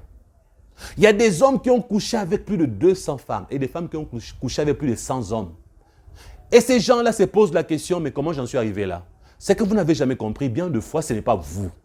C'est les démons qui vous poussent à faire ça. Il y a beaucoup de péchés qui sont commis par les démons en vous. Il y a beaucoup de gens possédés qui font de péchés immondes, ignobles, inspirés par les démons. Les désirs sexuels qui montent en vous de façon exagérée, insufflés par les démons. Jésus vous aime, frères et sœurs. Venez acquérir votre délivrance au nom de Jésus. Nettoyez votre vie. Répentez-vous et Jésus va vous délivrer gratuitement. Maintenant, à cause de mari de nuit et femme de nuit, ce sont des sorciers qui t'attaquent quand tu es chrétien. Ils t'envoient des femmes jolies dans tes rêves pour que tu couches avec. Et si tu acceptes de le faire, tu ouvres de brèches. Ils vont t'attaquer. C'est un signe que tu es attaqué par le sorcier envoyé du diable sur terre. Comme je vous ai expliqué, ils sont envoyés du diable sur terre pour accomplir la mission de Satan. Satan les envoie pour accomplir les 3 choses dont je vous ai parlé. Vous voler des choses, vous détruire et ensuite vous tuer. Et ces humains-là qu'on appelle sorciers sont très dangereux. Ce sont eux qui font de sorte que vous soyez toujours là dans vos rêves, toujours tourmentés par le sexe. Alors qu'est-ce qui va se passer? Ma soeur, mon frère, tu vas voir que tu as désormais de moins en moins envie de coucher avec ton mari ou ta femme. Vos rapports sexuels vont devenir très rares. Alors, s'il vous plaît, commencez par vous débarrasser de vos rêves sexuels. Et une chose qui arrive, j'avais dit que je vais donner 3 choses. La 3e chose qui arrive souvent, c'est l'envie de vous masturber à tout moment. L'envie de te masturber augmente sensiblement à cause de la présence de mari et femme de nuit dans ta vie. Le 7e signe pour aujourd'hui, le voici. Mon frère, ma sœur, tu fais parfois de rêves où tu te vois attiré sexuellement par un membre de ta famille. N'est-ce pas étrange? Oui, il y a des gens comme ça. Pasteur Christian, mais je ne comprends pas. Une sœur m'a dit, Pasteur Christian, je ne comprends pas. Dans mes rêves, je vois mon père. Et ce qui est bizarre, j'ai envie de coucher avec mon père. Vous voyez? Une autre personne me dit, mais pasteur, dans mes rêves, c'est maintenant moi qui commence à harceler les esprits de nuit, les hommes de nuit, pour que je couche avec. Et plus précisément, quand il s'agit des membres de la famille, donc c'est l'inceste. Lorsque tu vois, écoutez, là je ne parle pas ici de mari de nuit ou femme de nuit, non. Ici je parle d'un phénomène différent. Tu rêves que toi, tu es en contact avec un membre de ta famille et que dans cette occasion-là, soit c'est lui qui te propose de coucher avec toi ou elle, ou c'est toi qui as envie de coucher avec lui ou elle. Cela arrive que ce soit ton oncle, ta maman. Oh, pasteur Christian exagère, franchement, ma maman. Ne vous en faites pas. Devenez pasteur si vous avez l'appel. Vous entendrez ce genre de choses. Je vous promets. Oui, il y a des enfants qui ont eu envie de coucher avec leur maman, des garçons, parce que les démons ont mis cette envie-là en eux. Donc la nuit, la personne est tourmentée. Comment j'ai envie de coucher avec ma mère? Et ça lui arrive dans le rêve, la maman est là. Jusqu'au jour où, après 4 rêves différents, enfin il couche avec sa mère. Enfin, elle couche avec son père, son cousin, sa nièce, son neveu. C'est satanique, frères et sœurs. Ça ne provient même pas de vous. La preuve que ça ne provient pas de vous. Vous n'avez jamais imaginé ça, ni pensé ça dans votre tête. Même votre subconscient ne peut pas ressortir des images pour qu'un scientifique dise non, c'était un rêve naturel, vous avez pensé à ces choses-là. Ça ne peut pas être naturel. Souvent, les rêves naturels, c'est quand vous avez beaucoup pensé à une chose, alors vous pouvez rêver la dite chose. Ben là, vous êtes même étonné. Pareille pensée, ne m'a jamais traversé l'esprit. Mais comment je peux avoir des rêves pareils? C'est provoqué par le sorcier, les satanistes envoyés par Satan dans votre vie.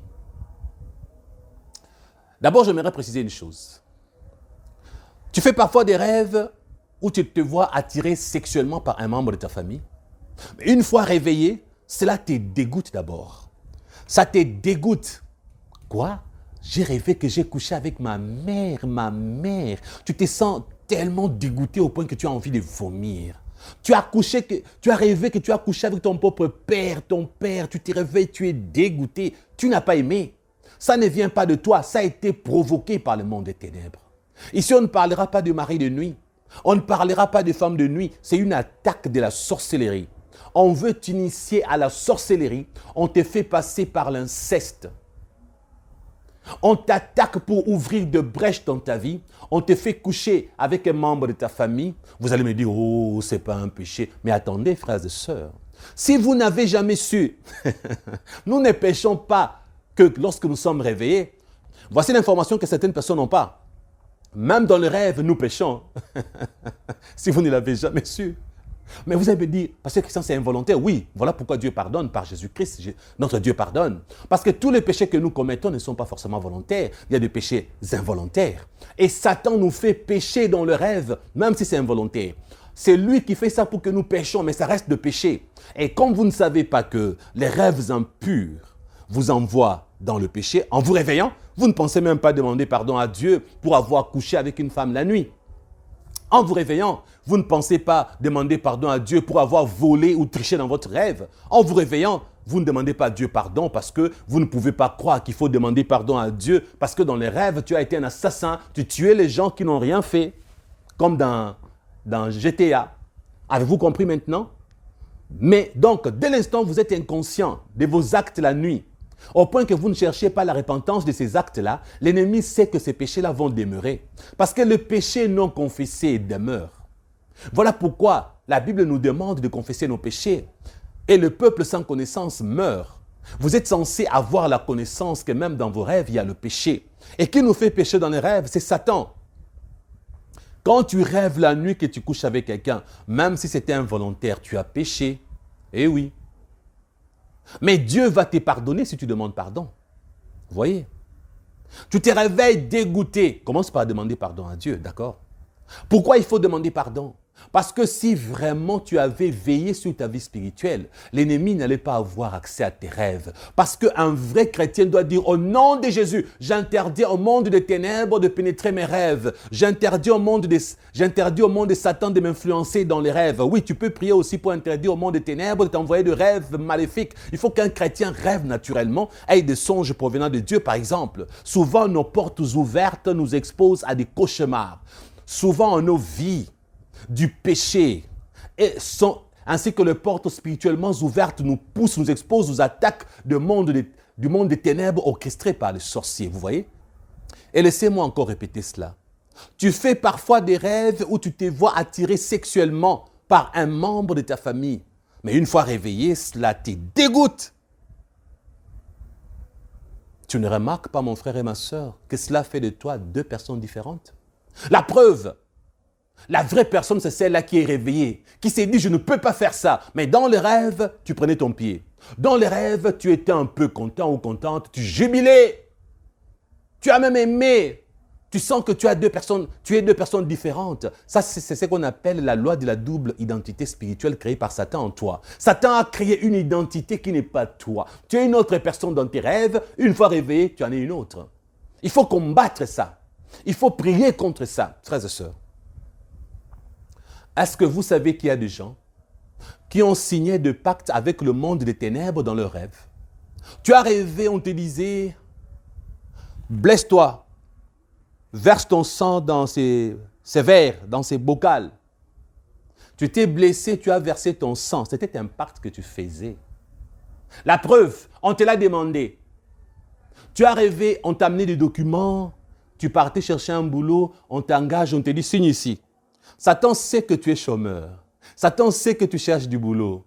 Alors il s'arrange à te donner un rêve où tu trouves de l'emploi pour que tu ne soupçonnes pas le monde des ténèbres. C'est une bénédiction pour toi. Et toi, tu signes là-bas dans tes rêves. Tu te réveilles en disant, waouh, Dieu m'a donné un travail, bientôt je vais travailler. Ils t'ont piégé. Ce n'était pas du travail, ils t'ont menti. Satan est un menteur. La preuve, tu as rêvé comme ça, c'était en 1910.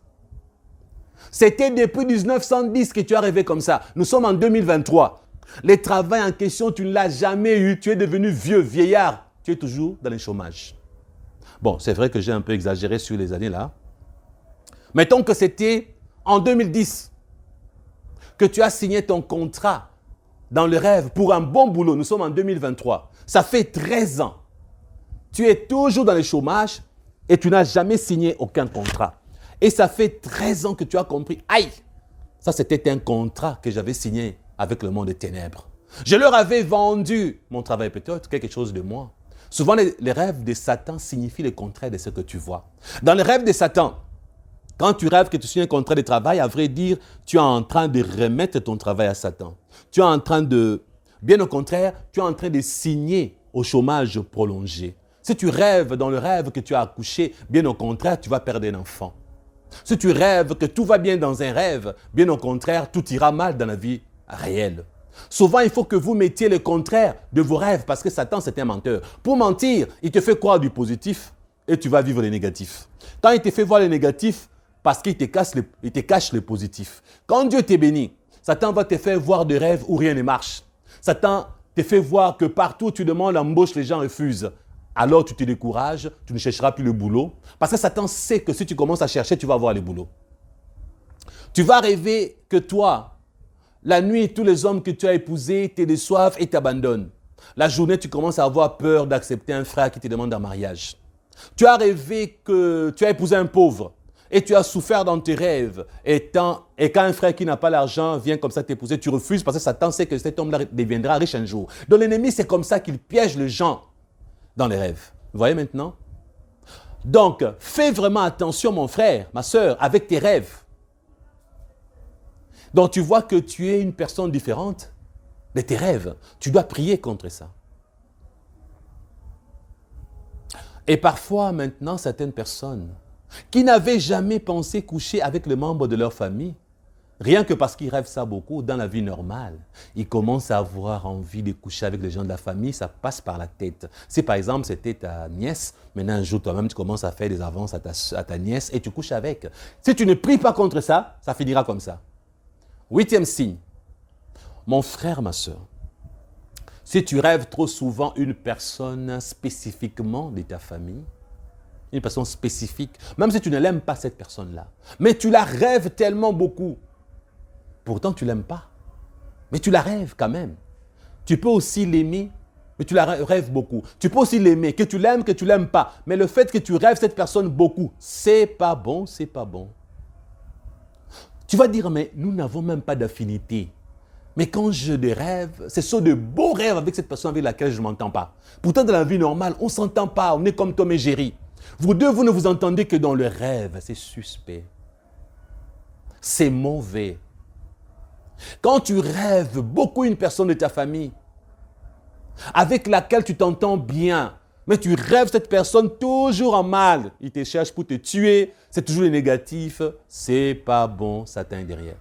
Tout ce qui se répète ne vient pas souvent de Dieu parce que Dieu n'est pas un Dieu de monotonie.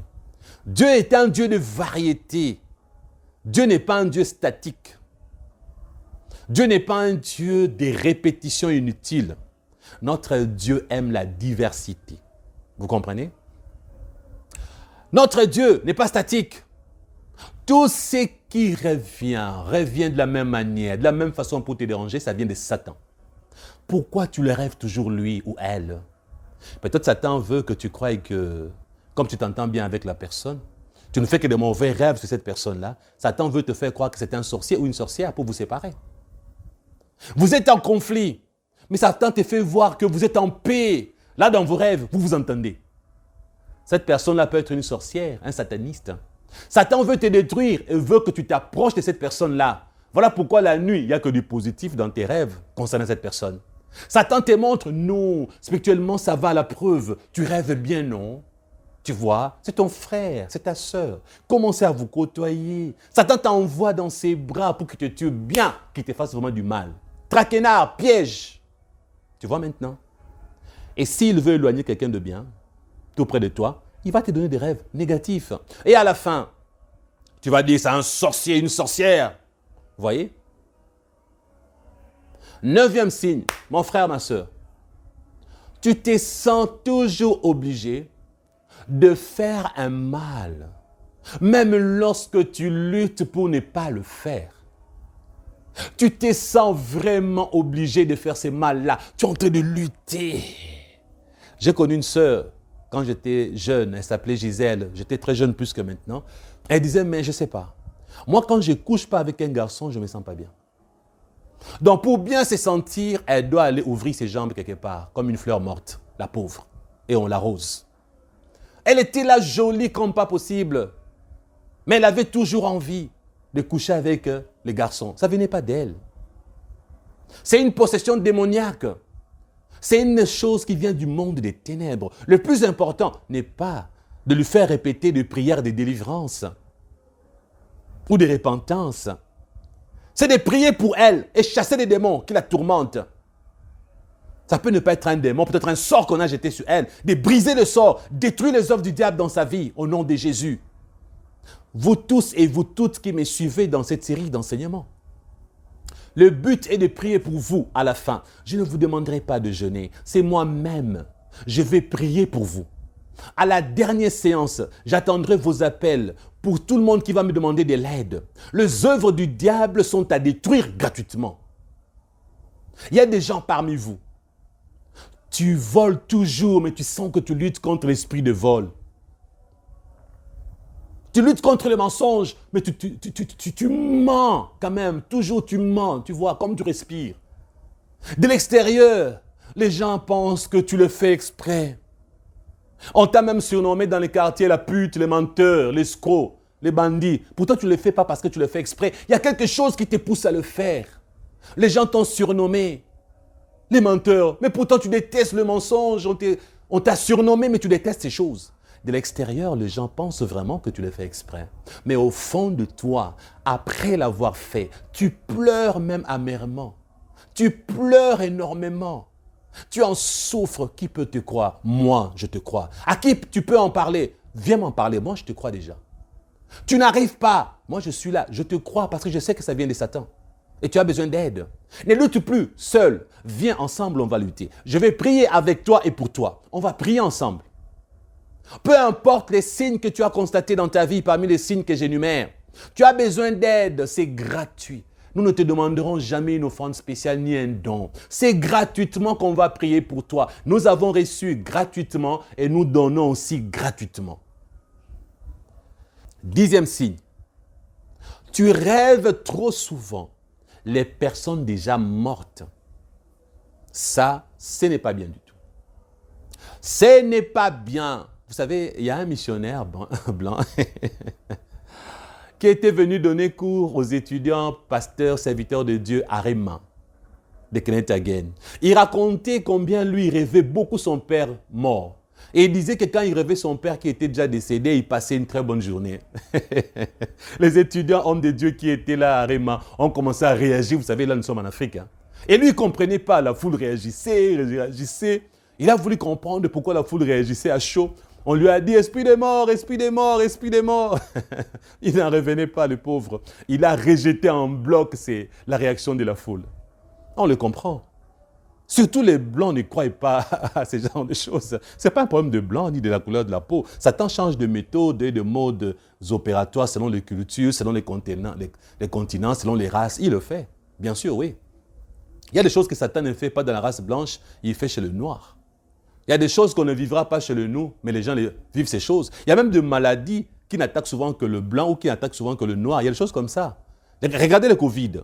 Le Covid a beaucoup plus tué le blanc et les Asiatiques que le noir.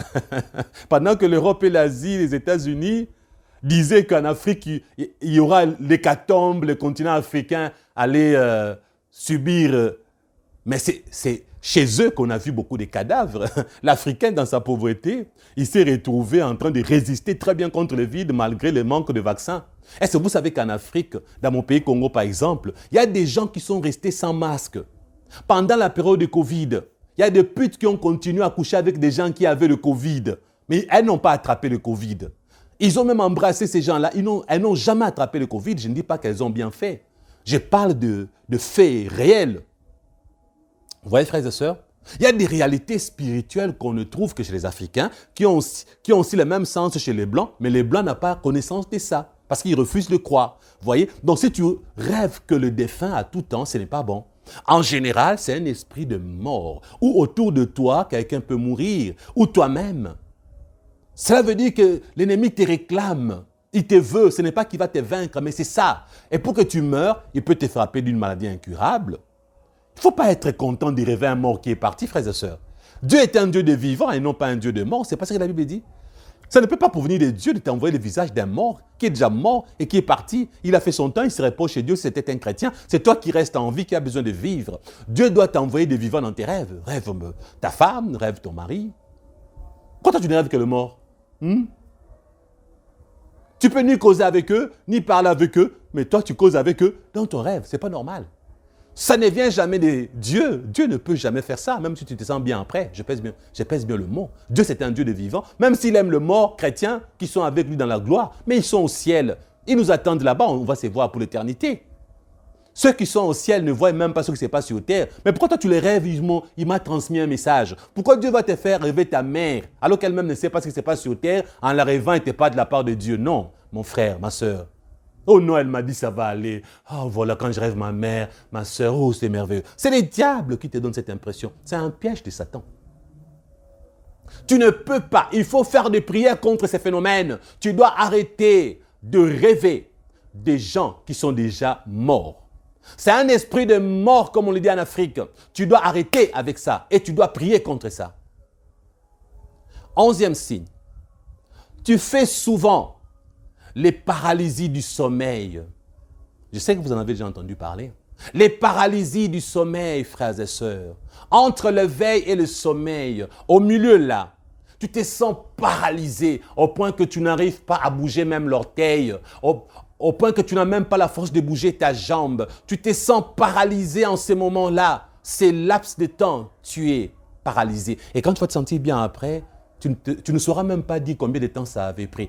Peut-être ça avait pris 1 heure, mais toi tu as eu l'impression que ça n'avait fait que 30 secondes. Peut-être ça avait fait 1 minute, mais toi tu as eu l'impression que ça a fait 4 heures. Comme tu étais seul sur ton lit, personne ne pouvait te confirmer pour te dire non, tu sais c'était court ou c'était long. Seul Satan le sait et Dieu. Pourquoi? Parce que ce n'est pas un phénomène naturel. Oh, pasteur Christian exagère, il voit les démons partout. Non! C'est vous qui n'êtes pas très bien enseignés, frères et sœurs. Parce que regardez ce qui se passe. Tu veux te réveiller, mais tu n'arrives pas, mais tu es conscient ou consciente. Qu'est-ce qui se passe à ce moment-là? Quelque chose semble t'empêcher de te réveiller, mais c'est quoi? C'est un esprit du diable, c'est un démon. Vous aurez des détails un peu tout à l'heure, pas tous. D'ailleurs, notez bien. Je vais vous donner 2 éléments à noter. Premièrement, notez ceci. Ton sommeil nocturne a été piraté par les sorciers, les agents du diable. Ils ont piraté ton sommeil nocturne. Tu vas me dire, mais moi, ça m'arrive la journée. Ben oui, beaucoup de gens pensent que les sorciers n'ont peur que la nuit. Vous vous trompez. Quand on parle des œuvres des ténèbres ou on parle du monde des ténèbres au pluriel, on met les ténèbres au pluriel. Il ne s'agit pas de l'obscurité visuelle. Le terme ténèbres est utilisé pour dire les œuvres du diable. Parce que le diable est associé avec le ténèbre, notre Dieu est associé avec la lumière. Même un assassin, c'est la nuit d'un ténèbre qui cherche à agir. En plein jour, les bandits se cachent. Les gens aiment l'obscurité pour se cacher en faisant leur mal. Vous comprenez à présent? Donc, les sorciers n'opèrent pas que la nuit, ils opèrent aussi la journée. À n'importe quel moment de la journée, un sorcier peut entrer dans ta chambre ou dans sa chambre, il fait des incantations, il t'attaque dans ta chambre, vous avez compris? Même quand on dit mari de nuit, femme de nuit, c'est un terme pour désigner les œuvres du diable. Mais tu peux avoir un mari, une femme de nuit qui vient faire des bêtises avec toi la journée. Donc, quand un sorcier pirate ton sommeil, même en plein jour, maintenant il arrive que finalement, tu dois te réveiller. Mais il y a une lutte. Le monde des ténèbres veut te garder endormi pour continuer à te faire du mal. Mais de façon naturelle, ton corps veut se réveiller. Je vais t'expliquer le pourquoi. Ils ne peuvent pas t'endormir sans un procédé maléfique. C'est comme un médecin normal. Ne peut pas t'endormir sans anesthésie. Mettons que les sorciers de ta famille veulent te voler tes ovaires, veulent te voler ta maternité, veulent insérer un cancer dans ton corps, veulent t'inoculer un virus. Oui, ils le font. Il y a beaucoup de maladies qui proviennent des sorciers. Ce sont eux qui arrivent, qui vous paralysent par exemple, et introduisent un virus en vous, le Covid, le sida, beaucoup de problèmes. Beaucoup de maladies sont inoculées par le monde des ténèbres, parce que ce sont des maladies qui existent. Ils volent un virus quelque part, ils viennent et ils te piquent le virus dans ton corps. Ils le font.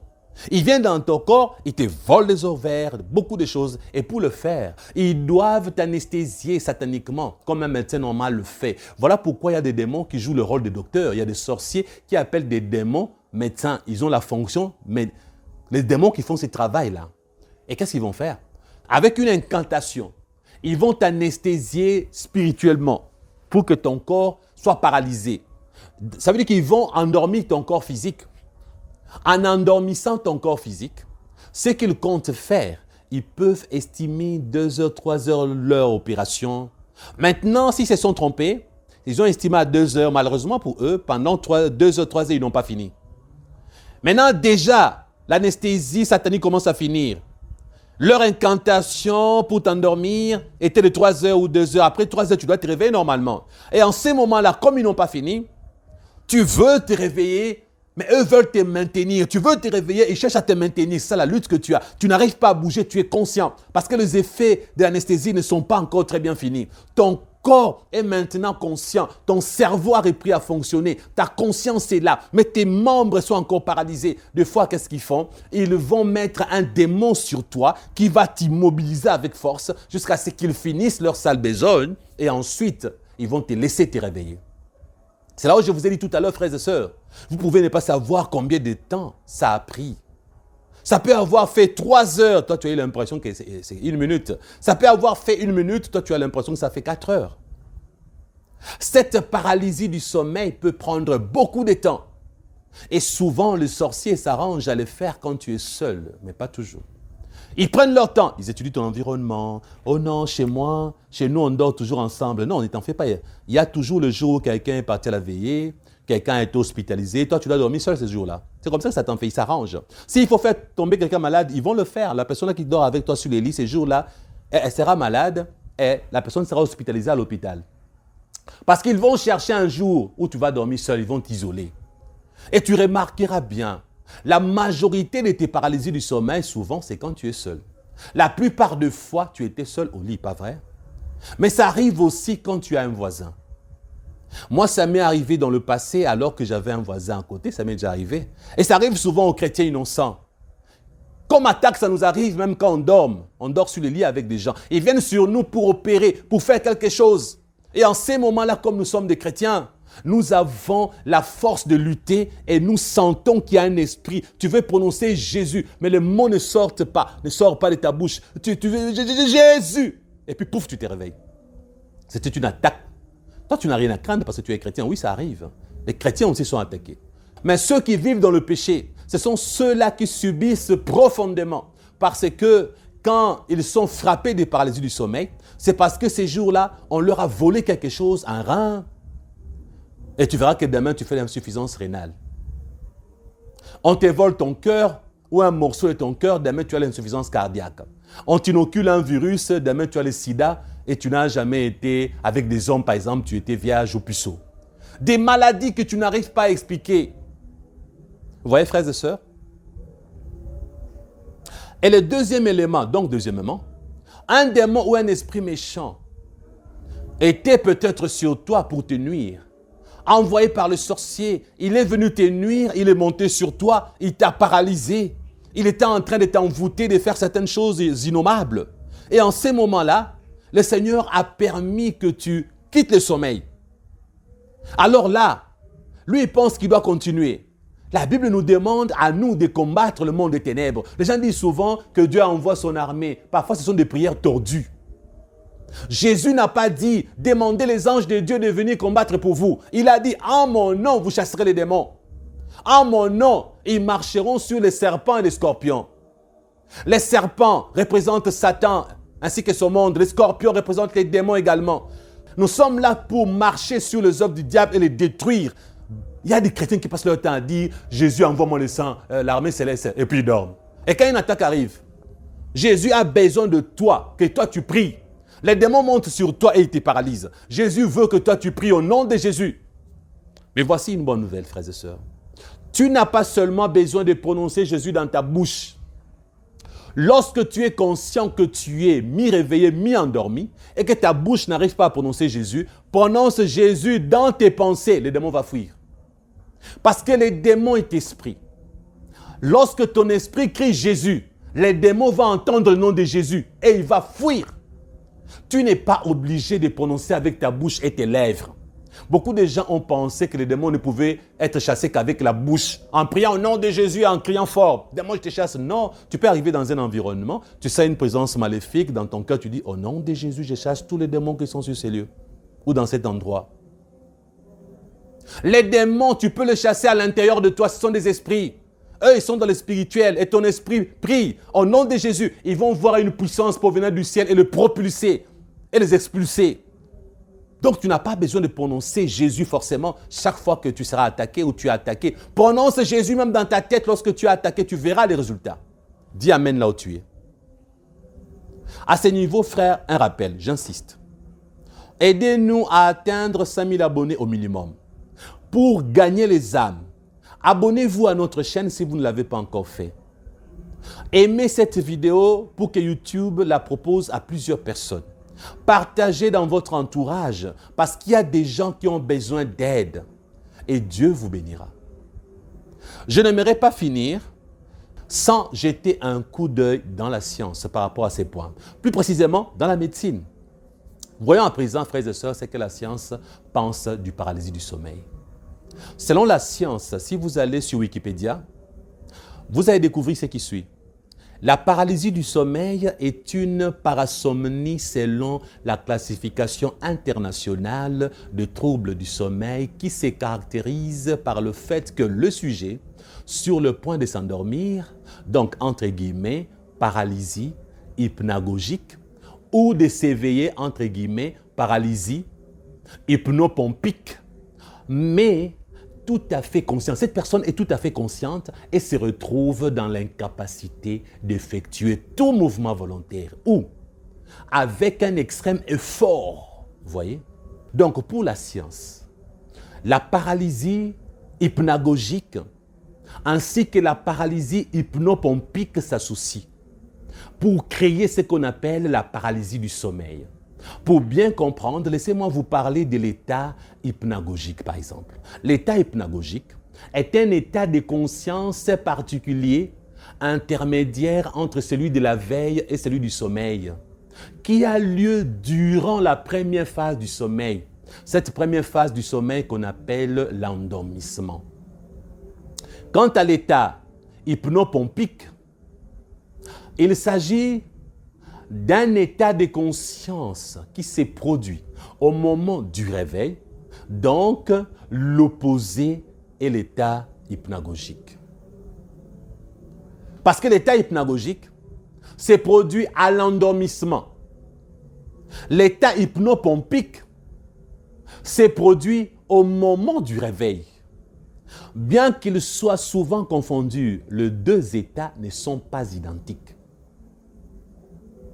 La science vous dira que toutes ces choses sont créées naturellement. Toutes ces choses se provoquent naturellement, c'est vraiment normal. Mais ce que j'ai apprécié dans la science est que les scientifiques n'ont pas oublié que cet état était étrange. Voilà pourquoi dans l'Antiquité, il a été dit ce qui suit. Disons, la paralysie du sommeil est mentionnée dans les traits médicaux comme étant un phénomène étrange, pas forcément facile à attribuer aux choses naturelles. Vous avez vu? Avez-vous compris? Et la phrase clé que vous trouverez dans vos recherches, la voici. La paralysie du sommeil est mentionnée dans les traités médicaux depuis l'Antiquité. Son caractère étrange et déconcertant a été à l'origine, au cours des âges et à travers les diverses cultures, de nombreuses superstitions et thèmes mythologiques ou fantastiques dont plusieurs artistes, littérateurs, peintres, sculpteurs se sont inspirés. Donc vous voyez déjà que là-bas, à l'époque, ils se sont dit non, il y a un peu de la superstition dedans. C'est un peu du surnaturel. Donc, frères et sœurs, nous ne sommes pas de fous, de cinglés. Lorsque nous vous confirmons que vous n'allez pas trouver ça normal, le paralysie du sommeil au pluriel, si ces choses vous arrivent, priez contre ces choses. 12e signe, mon frère, ma sœur, toi, chez toi, quand tu rêves quelque chose, la dite chose doit se réaliser. Fais attention, c'est anormal. Je répète, ce que tu rêves se réalise souvent. Ne te réjouis pas. Ne dis pas que non, je suis prophète. Je suis prophétesse interstellaire. C'est Dieu qui me parle. J'ai le don de rêve. J'ai le don des visions. Je suis la bouche de l'Éternel qui parle. Frères et sœurs, dans la liste des 9 dons spirituels, les 9 manifestations de l'Esprit, comme on dit, l'Esprit Saint, retient à partir d'aujourd'hui. Les dons des rêves n'existent pas. Les dons des songes ou des visions n'existent pas. Par contre, chez l'ennemi Satan, dans le monde des ténèbres, le don de rêve existe. Parce que le don des rêves est donné à un esprit de Satan qu'on appelle démon familier ou esprit familier. Ce don des rêves lui est donné pour qu'une fois en toi, que lui commence à te faire rêver des choses qui vont s'accomplir. Les choses que tu rêves qui s'accomplissent souvent, ce sont les choses que Satan a décidées. Par exemple, tu vas rêver la mort de quelqu'un, après 3 semaines, la personne meurt. C'est ce que Satan avait prévu, c'est ce qu'il avait orchestré. L'esprit familier qui est en toi t'a montré ce que Satan avait prévu de faire, la mort de cette personne. Tu vas rêver des accidents de voiture. Ça va s'accomplir, mais tu vas remarquer, la majorité des choses que tu rêves qui s'accomplissent sont souvent des choses négatives, n'est-ce pas? Jamais tu ne vas avoir un rêve qui te pousse à la repentance, à l'abandon du péché. Ça sera des choses ayant trait au matériel, aux choses de ce monde. Donc, les gens qui rêvent des rêves qui s'accomplissent souvent ont en eux ce qu'on appelle un esprit familier ou un esprit de python. Que Dieu m'aide, que je revienne vous enseigner là-dessus. Parce qu'au fait, dans la Bible, Louis Ségon, par exemple, ce que je déteste dans la version Louis Ségon, est que les esprits familiers n'ont pas été bien traduits. Mais j'ai béni Dieu pour les versions en anglais. Dans les versions en anglais, là où la Bible parle des esprits familiers, on a vraiment gardé le terme esprit familier. Mais malheureusement, dans les Bibles en français, la plupart des Bibles, les esprits familiers ont été remplacés par démons, esprits méchants et autres. C'est ce qui a dénaturé même l'essence des esprits familiers. Parce que beaucoup de chrétiens aujourd'hui ne connaissent pas les esprits familiers et leurs modes opératoires. Beaucoup de croyants aujourd'hui, ils sont possédés par les esprits familiers pensant qu'ils ont le don du Saint-Esprit. Parce que l'une des missions d'un esprit familier, c'est d'agir au milieu des chrétiens. Souvenez-vous par exemple de la femme qui avait l'esprit de Python. Elle faisait croire aux gens, les démons lui faisaient croire qu'elle parlait de la part de Dieu. Vraiment, je manque le temps de bien vous parler ça, de vous expliquer ça aujourd'hui. Je manque vraiment le temps, mais ça me fait mal. Alors frères et sœurs, je vous recommande une chose. Ne ratez pas la prochaine vidéo. Abonnez-vous s'il vous plaît. Lorsque je mettrai une vidéo ayant pour titre « Les esprits familiers dans la Bible », un peu comme ça, je ferai une nouvelle version de cette vidéo parce que j'en ai déjà parlé. Mais il y a des détails que je n'avais pas donnés. Cette fois-ci, je vais intituler un peu comme suit « Les esprits familiers dans la Bible ». Je verrai. Comme ça, quand vous allez voir ces titres-là, ne ratez pas les contenus de cette vidéo et vous allez être aidés. Et beaucoup de gens vont prier contre les esprits familiers dans leur vie, je vous promets. Le 13e signe, enfin et le dernier, lorsque tu es souvent conscient ou consciente dans tes rêves, cela est très dangereux. Méfie-toi, c'est très mauvais.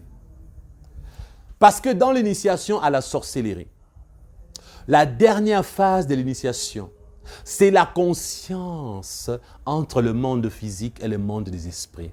Que tu arrives à maîtriser, à te sentir conscient dans les deux mondes, dans le monde physique, notre monde ici, ainsi que dans le monde spirituel de Satan. Lorsque petit à petit, tu commences à rêver et à savoir que tu es en train de rêver, cela veut dire que l'initiation à la sorcellerie dans ta vie est vers la fin. Il ne te manque pas grand-chose pour que tu deviennes un vrai sorcier volant. Je crois que le pasteur Luc Loaboé qui nous a quittés, vous avez expliqué la différence entre un sorcier volant et un sorcier non volant. Entre, disons, les termes employés autrement, c'est les esprits, disons, la sorcellerie consciente et la sorcellerie inconsciente. Donc, lorsque tu commences à devenir conscient que tu es en train de rêver, même si c'est un beau rêve, sache qu'en ces moments-là, tu bascules vers la sorcellerie consciente. Parce que c'est les signes de transition entre un sorcier conscient et un sorcier inconscient. C'est un signe qui prouve que maintenant, tu n'es plus dans la sorcellerie inconsciente, tu commences à aller dans la sorcellerie consciente. Alors tu dois commencer à être conscient lorsque tu rêves. C'est ainsi que ceux qui te font rêver, les sorciers en question, un jour te diront, tu ne rêves plus. Là, tu es conscient comme nous. Nous t'avons enlevé dans ton corps pour t'amener ici et participer à notre réunion de sorciers. Maintenant, tu es l'un ou l'une d'entre nous. Et si tu consens, puisque tu n'auras plus le choix, après, ils vont t'apprendre par toi-même comment faire des invocations. Comment faire pour que toi-même, tu arrives à quitter le monde naturel au monde des esprits, dans la conscience, et que tu le fasses quand tu veux et comme tu le veux. Donc à ces niveaux, frères et sœurs, si tu commences à rêver que tu es conscient ou consciente dans tes rêves, cherche rapidement et automatiquement ta délivrance. Posez-moi toutes les questions que vous voulez. Je vais récolter toutes vos questions et je ferai une vidéo spéciale pour répondre à vos questions dans le but de vous aider. C'est aujourd'hui que nous avons fini avec les 13 signes. S'il vous plaît, je sais que vous avez aimé. Si vous n'avez pas aimé, pas de problème. Si vous avez aimé, encouragez-nous en vous abonnant, en partageant la vidéo 2 et en aimant la vidéo 3. Et nous vous avons parlé de la fois passée en vous disant que ceux qui ne nous connaissent pas doivent savoir que nous, c'est le pasteur Christian, les visionneurs Elle est responsable du ministère Christian Church International. Mon assistante, c'est la servante de Dieu précieuse Diane Boyom qui est aux États-Unis. Et moi, présentement, je suis en Afrique.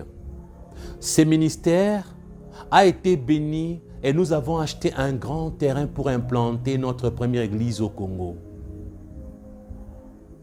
Et si Dieu vous met à cœur de nous soutenir, faites-le. Mais si vous ne voulez pas, ne le faites pas. Il n'y a pas de contraintes. Nous voulons avoir une église locale parce que les âmes sur place ont besoin aussi d'aide, comme vous sur YouTube. Si vous avez la volonté de nous aider, Jésus-Christ vous bénira. Vous pouvez nous appeler pour choisir le moyen par lequel vous allez nous bénir. C'est volontaire, il n'y a pas d'obligation. Que Jésus-Christ vous bénisse. Je vous dis donc à la prochaine.